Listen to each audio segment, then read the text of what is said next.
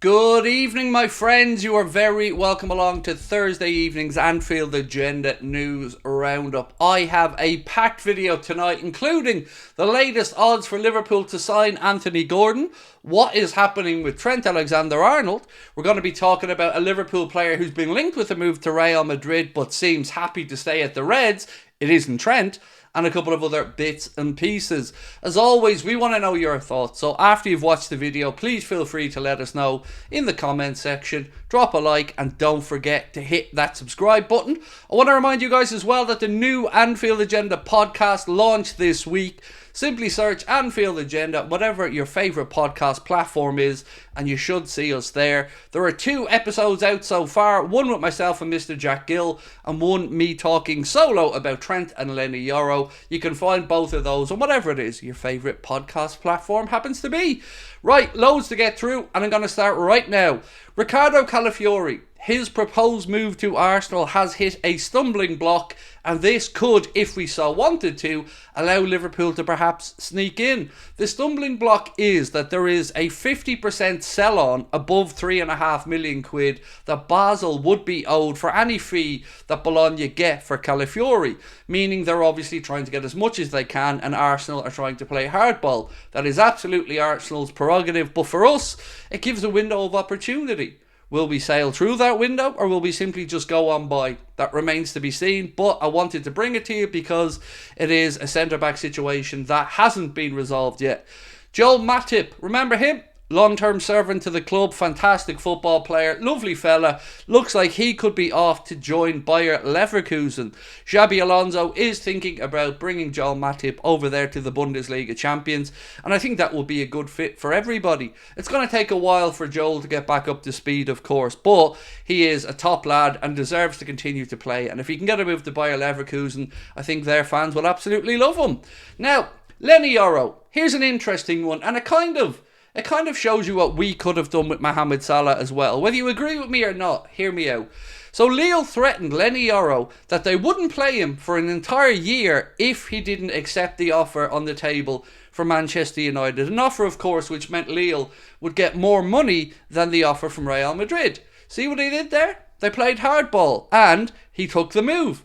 Remember what I said about Mohamed Salah and Liverpool potentially saying to him, look, Mo, you've a year to go. A year in the latter part of your career, if you don't agree to a move, well, maybe you're going to have to sit on the bench. You might not agree with me, but sometimes playing hardball in these situations works, and it worked here. Now, the problem that I have with this situation with Lenny Yoro was this. Liverpool believed, according to David Lynch, that a fee in excess of £50 million for a teenager in the final year of his contract was excessive. Here's my problem with this. That is at odds with everything that we were told over the last couple of weeks. Now, of course, I'm not going in on David Lynch here because I'm merely using his post as a jumping off point. But many journalists did write that if Lenny Yoro showed any indication that he wouldn't want to go to Real Madrid, Liverpool would act swiftly and match the offer from Manchester United. You don't have to take my word for this. You can search it for yourselves. And then that very thing happened. And what did we do? Well, we sat back and watched. We sat back and watched as Manchester United get the deal done. He goes off up the East Lancs Road, and yes, it might be a little bit extra for a player in the last year of his contract, but that's not really how we should have been looking at this. We should have been looking at it from the perspective of getting a talent, an 18-year-old with a long future ahead of him for £50 million. That's the way to look at it, not how is the value there with a year to go in his contract. You got to think longer term if you're the buying club. So, I mentioned at the start of the video that there was a Liverpool player who'd been linked with a move to Real Madrid but is seemingly happy at Liverpool, and I said to you it isn't Trent. I am speaking about Alexis McAllister. His father has been speaking about the known interest in Real Madrid, but he said that Liverpool have treated him well, he's happy at Liverpool, and that's where he sees his immediate future. So, we can put that one to bed. We'd seen reports from Market and others that there was a potential release clause in his contract. That isn't the case, as we know. So if Real Madrid ever do want to come in for Alexis McAllister, they're going to have to pay a very, very, very high fee if indeed Liverpool even entertain the offer, which of course they should not, because Alexis McAllister could be our Luka Modric. So, Trent Alexander-Arnold, another player who's of course been linked with a move to Real Madrid. This one's starting to get a little bit more serious because now we're not talking about Bild, we're not talking about publications in Germany. We're speaking about Miguel Delaney, one of the best journalists doing the rounds in my opinion, somebody who I've got the height of respect for. Miguel said Trent Alexander-Arnold is currently thinking about seeing how Liverpool perform this year, but a move to Real Madrid is becoming increasingly tempting with the defender having forged a strong friendship with Jude Bellingham. So again, I want to point out, this is coming from a very, very credible journalist, somebody who doesn't go in for the sensationalist stuff. And what I read from the first part of that is very worrying for us, that Trent's willing to see how Liverpool perform for a year, meaning that he could then leave for free. The club cannot allow that to happen. Trent's future must be resolved this summer, whether it's a contract extension, which of course we all want, or whether that is Liverpool having to cash in and are moving to Real Madrid. Trent needs to be nudged towards making a decision this summer because Liverpool quite simply can't allow him to walk out the door for free next year. It's one thing a 33-year-old Virgil van Dijk or a 32-year-old Mohamed Salah. It's quite the other thing when you're talking about a 25-year-old homegrown player in the peak of his career. It would be absolute stupidity. Now, I'm glad I'm finally starting to see some people finally question FSG's Propaganda Machine. A post that caught my eye on social media that was sent on to me is, Liverpool offer 115 million known Caicedo as his heart set on a move to Chelsea. Liverpool are willing to match any offer for Lenny Yoro, but the player has his heart set on Real Madrid. And now he goes and signs for Manchester United. Ladies and gentlemen, FSG's PR machine, it is there, and it is so clear, and you've got the parroting of the likes of the Echo and others who just don't have a backbone or won't stand up but actually call things as we all know that they are. They just parrot the club's opinion. They don't ever challenge, they don't ever speak on behalf of the fans. They just believe whatever is said to them because they want that access. And these type of journalists, well, they need to be called out on this type of stuff in my opinion, because they're supposed to represent their readers, the city that they work in, and not the football club. I rest my case. Now, the last thing I have for you today is a bit of a mad one. Actually, it's the second last thing I have for you today. The last thing I have for you, I think you're going to like. But the second last thing, it's very interesting. Premier League relegation odds have been released by some of the bookmakers. And one thing that jumps out right across the board is the odds that they have Manchester City at. That's right, I'm talking about Manchester City and potential relegation.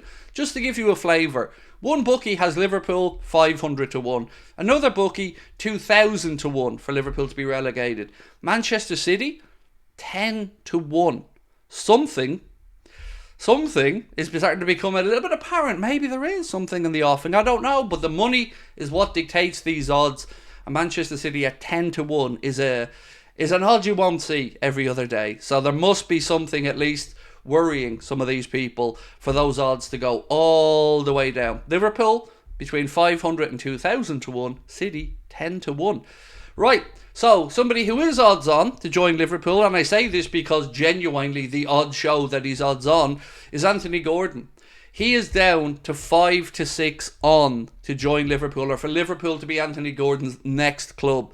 The closest to us are Chelsea at 7 to 1, but it does show that the interest seemingly is still there, and that this one, like I said to you a while ago, doesn't seem to be going away and won't go away anytime soon. So, Anthony Gordon, are Liverpool going to make a push in this summer transfer window? We know he's now inside the last 2 years of his Newcastle deal, meaning they have to either get him to sign a new deal or risk losing him for a knockdown fee next summer if they don't get top dollar this summer.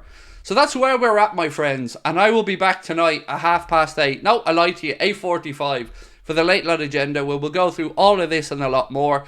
Liverpool also have a little behind closed doors friendly coming up against Preston North End this Friday at the AXA Training Centre. It isn't one that's going to be broadcast on LFC TV Go or anything like that, so keep that in mind. It is a behind closed doors friendly, but it will be a chance for Arne Slot to put some of those tactics into play, and it'll be interesting to see what type of notes come out of this and what the journalists maybe have to say about it. So I hope to see you guys tonight at 8:45. Don't forget, our live shows now are just 2 weeks away. We're going to be in Cardiff at the Richard Burton Theatre on August the 2nd. And we're going to be in Liverpool at the all-new Hot Water Comedy Club on August the 4th. You can get your tickets with the link in the description. The price is just £15, and the good news is they are all ages events. They're going to do the last 2 stage shows that I do, so if you do get a chance to come and see us, please do.